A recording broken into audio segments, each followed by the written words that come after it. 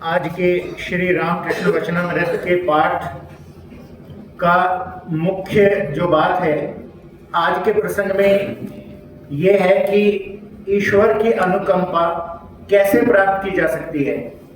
ईश्वर की अनुकंपा कैसे प्राप्त कर सकते हैं, इसके लिए यह आवश्यक है कि बुद्धि को समत्व भाव में स्थापित किया जाए, और समत्व भाव में स्थापित करने के लिए सुख दुख इन दोनों में समभाव रहना चाहिए। दोनों स्थितियों में समत्व का भाव हो, अर्थात सुख भी आएंगे और दुख भी आएंगे। जो ये कहे कि किसी के जीवन से सुख रखा जाए और दुख बिल्कुल पूर्णतया हटा दिया जाए तो यह असंभव है, यह कभी भी नहीं हो सकता। प्रत्येक के जीवन में दुख भी आते हैं और सुख भी आते हैं, दोनों जरूरी हैं और होते हैं दोनों। अगर कोई एक ही चीज रखना चाहे इन दोनों में से कोई एक, तो यह कभी भी नहीं हो सकता, असंभव है, क्योंकि दुख सभी के जीवन में आते हैं। राम को भी 14 वर्ष का वनवास हुआ और कृष्ण ने भी दुख झेले हैं, तो जीसस ने, सभी ने दुख झेले हैं, लेकिन दोनों में समत्व का भाव रहना चाहिए, यह आवश्यक है। अगर दोनों नहीं होंगे तो समत्व का भाव नहीं हो सकता। सुख और दुख दोनों में सम, बिल्कुल स्थिर हो जाना, बीच में स्थिर हो जाना, उसे समत्व भाव कहते हैं। और दोनों स्थितियों में यह देखना होता है कि किस प्रकार कौन किन स्थिति में समभाव पैदा कर सकता है। अगर कोई सुख और दुख में कर सकता है तो अच्छी बात है, और यदि किसी के लिए मित्र और शत्रु ये दोनों जिसके मन में प्रगाढ़ रूप से हो, तो उन्हें इन दोनों में समभाव लाना होगा। यानी कि मित्र और शत्रु ये दोनों इस प्रकार होने चाहिए कि मित्र मित्र की तरह दिखाई न पड़े और शत्रु शत्रु की तरह दिखाई न पड़े। तो ईश्वर की एक ऐसी अनुकंपा होती है कि जो काम फिर होते हैं, जो किए जाते हैं, उनमें न कोई शत्रु भाव हो सकता और न कोई मित्र भाव हो सकता।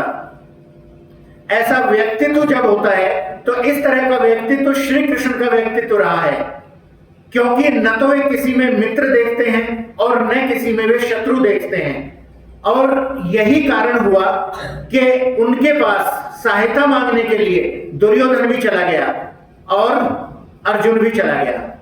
दोनों आपस में लड़ रहे हैं, लेकिन दोनों सहायता मांगने के लिए कृष्ण के पास पहुंचे हैं। और यह तभी संभव है जब कृष्ण का व्यक्तित्व तो इस प्रकार का हो कि वे न तो किसी में शत्रु देखते हैं और न किसी में मित्र देखते हैं। जो दृष्टि है वो दूसरों की दृष्टि हो सकती है कि वे आपको मित्र देखें या शत्रु देखें, लेकिन आपको किसी को भी शत्रु या मित्रवत नहीं देखना है, और इन दोनों के बीच में अपनी बुद्धि को स्थिर कर लेना है। जब ये स्थिर बुद्धि हो जाती है तो ये समत्व भाव पैदा होता है, और इसे योग भी कहते हैं। यही योग की एक ये क्रिया है जब सम, अपने को सम स्थापित कर दिया जाए, बीच में बिल्कुल संतुलन, बैलेंस में स्थापित कर दिया जाए, तो ये दोनों स्थितियां करने को योग कहते हैं। तो आज का जो प्रसंग है वो इसी से संबंधित है। मणि सोचते हैं कि वह शिखा तो सत्य शिखा है नहीं। मणि ये वही मणि है जिन्हें मास्टर महोदय से भी पहले संबोधित किया गया है। अंतर्यामी श्री रामकृष्ण कहने लगे, चैतन्य की चिंता करने से कोई अचेत नहीं हो जाता। शिवनाथ ने कहा था, ईश्वर की बार बार चिंता करने से लोग पागल हो जाते हैं। मैंने उससे कहा, चैतन्य की चिंता करने से क्या कभी कोई चैतन्यहीन होता है? मणि ने कहा, जी समझा, यह तो किसी अनित्य विषय की चिंता है नहीं। जो नित्य और चेतन है उनमें मन लगाने से मनुष्य अचेतन क्यों होने लगा? श्री रामकृष्ण ने प्रसन्न होकर कहा, यह उनकी कृपा है, बिना उनकी कृपा के संदेह भंजन नहीं होता, आत्मदर्शन के बिना संदेह दूर नहीं होता। उनकी कृपा होने पर फिर कोई भय की बात नहीं रह जाती। पुत्र यदि पिता का हाथ पकड़कर चले तो गिर भी सकता है, परंतु यदि पिता पुत्र का हाथ पकड़े तो फिर गिरने का कोई भय नहीं। वे यदि कृपा करके संशय दूर कर दें और दर्शन दें तो फिर कोई दुख नहीं। परंतु उन्हें पाने के लिए भूख व्याकुल होकर पुकारना चाहिए, साधना करनी चाहिए, तब उनकी कृपा होती है। पुत्र को दौड़ते हाँफते देखकर माता को दया आ जाती है। माँ छिपी थी, सामने प्रकट हो जाती है।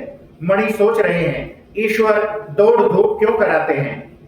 श्री रामकृष्ण तुरंत कहने लगे, उनकी इच्छा कि कुछ देर दौड़ धूप हो तो आनंद मिले।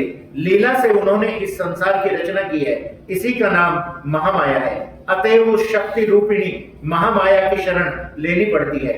माया के पाशों ने बांध लिया है, फांस काटने पर ईश्वर के दर्शन हो सकते हैं। श्री रामकृष्ण ने कहा, कोई ईश्वर की कृपा प्राप्त करना चाहे तो उसे पहले आद्या शक्ति रूपिणी महामाया को प्रसन्न करना चाहिए। वे संसार को मुक्त करके सृष्टि, स्थिति और प्रलय कर रही हैं। उन्होंने सबको अज्ञानी बना डाला है। वे जब द्वार से हट जाएंगी तभी जीव भीतर जा सकता है। बाहर पड़े रहने से केवल बाहरी वस्तुएं देखने को मिलती हैं, नित्य सच्चिदानंद पुरुष नहीं मिलते। इसलिए पुराणों में है, सप्तशती में मधु कैटभ का वध करते समय ब्रह्म आदि देवता महामाया की स्तुति कर रहे हैं।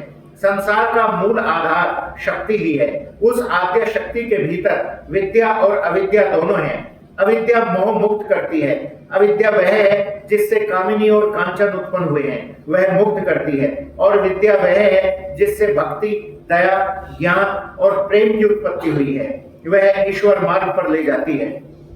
उस अविद्या को प्रसन्न करना होगा, इसलिए शक्ति की पूजा पद्धति हुई। उन्हें प्रसन्न करने के लिए नाना भावों से पूजन किया जाता है, जैसे दासी भाव, वीर भाव, संतान भाव। वीर भाव अर्थात उन्हें रमण द्वारा प्रसन्न करना। शक्ति साधना सब बड़ी विकट साधनाएं थी, दिल लगी नहीं। मैं माँ के दासी भाव से और सखी भाव से 2 वर्ष तक रहा, परंतु मेरा संतान भाव है। स्त्रियों के स्तनों को मात्र स्तन समझता हूँ। लड़कियां शक्ति की एक मूर्ति हैं। पश्चिम में विवाह के समय वर के हाथ में छुपी रहती हैं। बंगाल में सरोता अर्थात उस शक्ति रूपिणी कन्या की सहायता से वर माया पाश काट सकेगा। यह वीर भाव है। मैंने वीर भाव से पूजा नहीं की, मेरा संतान भाव था। कन्या शक्ति स्वरूपा है। विवाह के समय तुमने नहीं देखा, वर अहमक की तरह पीछे बैठा रहता है, परंतु कन्या निशंक रहती है। ईश्वर लाभ करने पर उनके बाहरी ऐश्वर्य, संसार के ऐश्वर्य को भक्त भूल जाता है। उन्हें देखने से उनके ऐश्वर्य की बात याद नहीं आती। दर्शनानंद में मग्न हो जाने पर भक्त का हिसाब किताब नहीं रह जाता। नरेंद्र को देखने पर तेरा नाम क्या है, तेरा घर कहाँ है, यह कुछ पूछने की जरूरत नहीं रहती। पूछने का अवसर ही कहाँ है। हनुमान से किसी ने पूछा, आज कौन सी तिथि है?